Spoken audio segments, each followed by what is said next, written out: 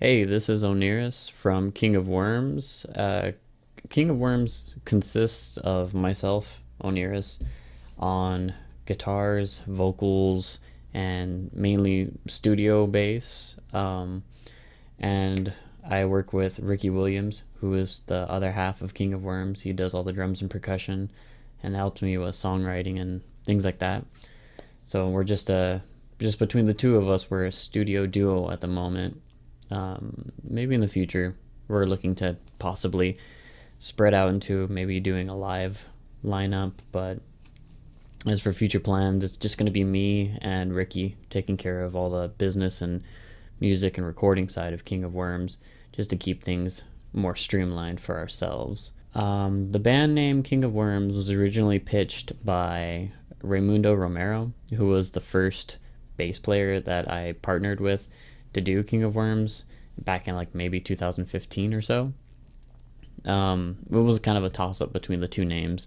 So we had King of Wyrms on one hand, and we had Lord of Thorns on the other hand. And essentially, we ended up using, well, after we split up, and then I brought back King of Wyrms in 2020, I want to say, was when the first album came out.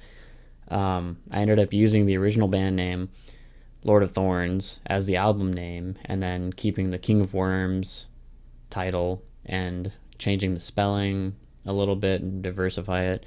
And, essentially, what the original idea for the band name King of Wyrms came from is it was a slanderous term towards Jesus Christ, which meant, a king of worms, a king of nothing.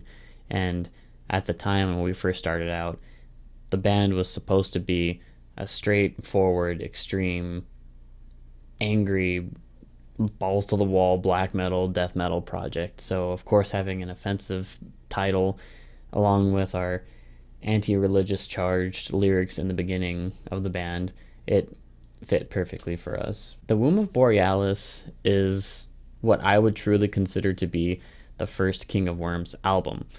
Lord of Thorns for me was a kind of experiment. I wanted to make an homage tribute album to the albums that I grew up a big fan of, like Deicide's, Once Upon a Cross, and Belphegor's Bondage Go Zombie, and a lot of those early kind of crossover death metal, black metal acts, Morbid Angel, just to name a few. And I wasn't trying to really use my writing style or implement a lot of things that I myself would push in my own music, because I used to dabble more in prog rock and prog metal, black metal. I always tried to make it weird. And with the Womb of Borealis, I tried to take that Lord of Thorns concept, keep the heavy, aggressive side of King of Wyrms, because I don't want to let that go. But a lot of people wanted to hear what it would sound like if we were more original, trying to write more of our style, not trying to do another homage album. So the Womb of Borealis to me was very much a experiment with trying to implement more styles that I myself would put in my own writing aspects, which led to us having a more diversified sounding album this time. There's tempo changes, key changes, there's acoustic elements, there's a little back and forth kind of stuff, there's guitar solos this time around, bass solos. It's supposed to be a lot more of the same thing, but just kind of pushing the boundaries, trying to get us out of that homage thing and give us more of an original name, something that people could cling to King of Wyrms more, rather than being like, oh, King of Wyrms first album sounds like, I don't know, Gateways to Annihilation or something. So yes, Womb of Borealis for us has been a time in process where we've been troubled. We've been working really, really hard on this album. It's been about 3 years. We've tossed up a full band lineup, and it went from being a 4-piece down to a 3-piece, down to be a 2-piece again. So we've done the whole racket. We've had a lot of troubles making this album, but of course we're finally happy to get it out to everyone, and it's great to see a lot of the positive response that we've gotten towards this album, showing our development and growth from Lord of Thorns to Womb of Borealis. The lyrics for this album, they're still pretty similar along the lines of what I practiced writing for Lord of Thorns, except this time around I'm playing more of a storyteller role, I would say. I'm still using a lot of my Lovecraftian themes that I'm a big fan of, sampling ideas from literature, and I'm a big fantasy guy, so there's a lot of fantasy, black magic, occult, left hand path influences, Lovecraftian themes, all the whole racket, the usual stuff you'd expect from a Blackened Death Metal band. So I'm not gonna say I broke the bank on that one, making over the top, unique style lyrics. I left that mainly for the music choice for myself. The cover art was a long time collaboration that I had going with a really good dear friend of mine, Christian Georgia, who goes by the alias of Authira Art. She's worked with me in the past on several projects, and it's always been phenomenal. She developed the album cover for my previous prog black metal band, Pain Patterns. She did the painting for the Dawn Collective album cover, and she's also done band logos for me in the past. She's helped me make concepts, but the Womb of Borealis specifically was an idea that I kind of started to play with. I pitched a extremely rough sketch of the idea to Kristen, and we just kind of bounced it off of each other and built up on it little by little. And she ultimately got the concept, turned it upside down, and made her own unique approach to this album. And the concept changed, I would like to say, about a good 75% of what we originally started with, but her development of the beast coming down from the sky, that was a turn that she pretty much took hold of and made it very, very unique, and I absolutely adore it. The monolith has runes in it that she understands and actually has purpose to putting those in there, and there's a lot of art techniques that she used to create this, along with the imagery and the spatial development and the context of the atmosphere around it. She did a 10 out of 10 perfect job, as she's always done. So I would highly recommend, if you ever want an actual authentic art piece, hand painted and everything, she's a great go-to person. I've worked with her for years, and of course, proof is in the pudding. Womb of Borealis, beautiful album cover. My financial status, a little bit interesting. It might not sound like a lot to some people, but I guess behind the scenes there's a lot going on. I self-fund a lot of my music projects, which there have been a lot over the years. Mainly King of Wyrms is definitely the big one, but I don't tour or do anything like that anymore. I work warehousing, which isn't a pretty happy job. It's a pretty labor-intensive job with a lot of, I mainly stay to the more tech side of things, doing a lot of computer work and fixing things like that. But also, I do audio engineering on the side, because if you don't know, now you'll know. I produced all the Pain Patterns albums. I've produced all the King of Wyrms albums. I also work here locally within my hometown and amongst a couple friends of mine across the states, helping do little production things here and there, recording, mixing, mastering, editing, you name it. I'm starting to push my studio work out there a lot more to help fund a lot of the King of Wyrms material and things that I've been working on lately over the years. So if you ever see Oniris Odyssey Sound Studios pop up, that's going to be me working on it. So I do my warehousing job, my tech job, and I also do my audio engineering job, and then also the fun of running a band and doing all the business side of things like this for King of Wyrms and late Pain Patterns and things like that. So it's little incomes here and there going, but you got to do what you can to get the things you want out, like these great albums for King of Wyrms. I love these things and I work them to death, but at the same time, I gotta work myself to death too to get that money to get these albums out there and, see the end of the day. I think my first earliest interest in metal music came from, maybe I was in like middle school or something, elementary school, and I started listening to like the classic rock radio stations with my old man. We'd be hearing like Guns N' Roses and Iron Maiden and stuff, and I loved that stuff to death. But I think when I finally got into like metal music, heavy metal music, not classic metal, things like Judas Priest, I was probably in middle school meeting up with Raymundo Romero from Pain Patterns, and he was tossing me like Cannibal Corpse CDs and Slayer, and the speed and technicality of those albums, if you'd consider them technical, I personally do.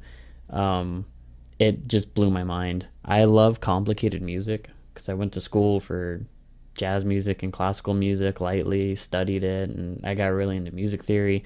So hearing really complicated, relaxing styles of music like flamenco and orchestrated music kind of turn into technical, extreme speed metal, necrophagist style, tech death, over the top guitar solos like Morbid Angel, even overly somber black metal, orchestrated black metal like Emperor, I'm a big fan of. I love all that stuff. So it was a big turning point when I hit my middle school years, going into high school, studying music, and seeing how heavy metal music is extremely similar to those heavily thought out, more complicated style um, music genres that I personally adore, and I think pop culturally have kind of lost a little bit of respect. But at the end of the day, metalheads usually tend to show their love for all those unappreciated genres, aside from the whole pop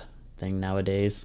I think a big obstacle that I had to overcome as a musician was learning to be social. I had a lot of social anxiety, I want to say, growing up, and stage fright, of course, and the usual things like that that a lot of people struggle with in their early teen youth years and whatnot growing up. When you get into like the metal world and you start trying to be a performing musician, you have to learn to socialize. And it's not as bad as it always seems, but the anxiety aspect of it does tend to get you, and I don't really have an easy answer for how to get around it, unfortunately. um, I myself have just kind of had to learn to stomach it, along with the stage fright as well too. I mean, I've gone on tour, played in front of hundreds of people, and I've played shows in front of 3 people, and it never gets easier. In all honesty, you just kind of have to learn to roll with the punches. Aside from that, the whole financial aspect of running a band, it's not cheap. There's a lot that goes into a band. You have your gear, you have your practice spaces, you have to pay for your albums, your merch, etc. A lot of things like that that I had to learn to cope with was finding ways to self supplement those acts. So one big thing that I did myself was, of course, I went into audio engineering because I couldn't afford to take the Pain Patterns albums or the King of Worms albums to another audio engineer or take it to a pro studio.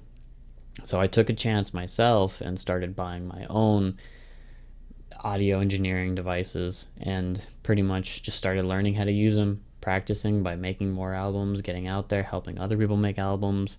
That was a good way for myself to kind of get around the aspect of not having money for the band, because now all the money that I pretty much make goes into funding these bands. Like it goes into merch, it goes into printing the CDs, it goes into working with publicity and things like that. But it's all returning income directly back into getting it out there. That's a good alternative to use your sources to help yourself make it with the least amount of financially spread money. Collaboration wise, I'm pretty open to just about anything. I don't feel like I would shut anyone down if they were ever interested to collaborate. I like genre crossing and I like things like that. Personally, though, I would have to say I'd probably be a waste of time if somebody tried to work with me involving like electronic style music or things that didn't involve an actual physical instrument or some kind of implemented music theory. It's just not my forte. I don't think I could probably help them with that, but hey, if anyone is even interested, by all means, feel free to contact me. Collaborations are great, and at the end of the day, I'm just here trying to make music, and I want to get it out there any way I can. Just explore and make the best of it, as all artists should do.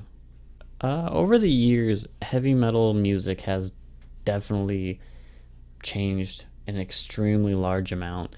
I myself, being born in 1994, I grew up around that like kind of grungy, dirty 90s, early 2000s metal before I got into new metal, and I saw the whole new metal change and getting involved with Arizona, Tucson, Arizona, local music scene and things like that. I've seen hardcore music, I've seen the metalcore thing, the deathcore thing. I'm surprised I saw black metal start to pop up here pretty phenomenally, but it looks like it's really dipping down again. It's There's so many ebbs and flows to what you see with music. It's always going to be an ever-changing beast. Um, it's it's daunting, but it's also good to know that no matter what you do, there's always going to be something different that follows after you, even if you're leading it. But the best thing you can do is just put your own stuff out there and see where it goes. You never know if it's going to take or if it's going to sink. And unfortunately, they can't all be winners, but at the end of the day, if you release an album, it's always going to be there. So, release your music, enjoy it for what it is, and let time tell what happens to it. All right, guitar shredding or drum blast beats. I grew up as a big guitar shredder guy. I love those Shrapnel Records albums with like Vinnie Moore, Cacophony, and Yngwie. But I'm not gonna lie, I grew out of it myself. I'm all about those insane blast beats, man. I can't help it. I need endless blast beats and Hail Satans. That's unfortunately my thing. And then, of course, vinyl or CD. I'm always going to go vinyl. I'm a big vinyl guy. I have a whole collection back here just chilling in the whole studio, getting those out every time I can. I always jump on those limited runs. Always vinyl. Definitely love vinyl. Mosh pits or crowd surfing. I'm going to go mosh pits. I've been clocked in the back of the head from people crowd surfing too many times in front rows. I'm a little over that. Not built for mosh pits, but I'll gladly see some people throwing each other around mosh pits, and I'll pick them up when they fling off the floor. So, yes, mosh pits. Always. 12 a.m. studio sessions or 6 a.m. rehearsals. I'm a studio guy. I love studio sessions. It doesn't matter if it's in the middle of the night, early in the morning. Any time is great for studio time. It's always great. I love exploring that side of things. Rehearsals are always fun. Used to have a ball every time we had rehearsals with Pain Patterns and whatnot, but over the years my live bands have kind of dwindled from being all live Pain Patterns, minimal touring, to Judicator, where we did studio albums. Every once in a while we do a tour and like a show here and there, and then to now King of Wyrms, where it's pretty much just all studio, no touring. So we haven't even really rehearsed, I think, more than 2 or 3 times out of the entire time that King of Wyrms has been an active band. So I'm a studio guy. It's going to be a studio session project for me. Guilty pleasure song. It's hard to really pick just one. I think I listen to a lot of really corny, offset, surprising things for black metal and death metal guys to listen to. I love my old 80s pop music and things like that, 99 Luftballons and things like that. I've been listening to Electric Six a lot lately. Fire at the Disco is always a good classic. I like my cheeky, campy songs, and that's just a fun one. I can't pick a guilty pleasure song. There's too much out there. I like all of it. I can't help it. The future plans for King of Wyrms. Currently, at the moment, we've explored a couple options with record labels. We've passed some opportunities in hopes of better ones, which we are looking at in the future. We have ourselves lined up already. We know how we're going to do the next album through the mistakes, putting it bluntly, of working on the Womb of Borealis. We know what we're going to do for the next album. We're going to go directly into recording it between myself on all instruments and vocals, and Ricky on drums and percussions and backing vocals as well. I already know I'm going to be going back to Kristen for another art piece.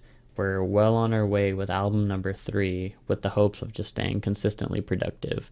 But behind the scenes of while we're working on album number 3, we are already looking at the concept of bringing in live members for potentially doing one-off shows here and there and maybe a tour or two.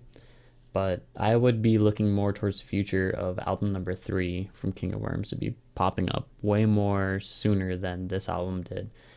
But that's more, cleverly put of what's on the field for King of Wyrms at the moment. But yes, of course, thank you, Antichrist Magazine, for having us once again.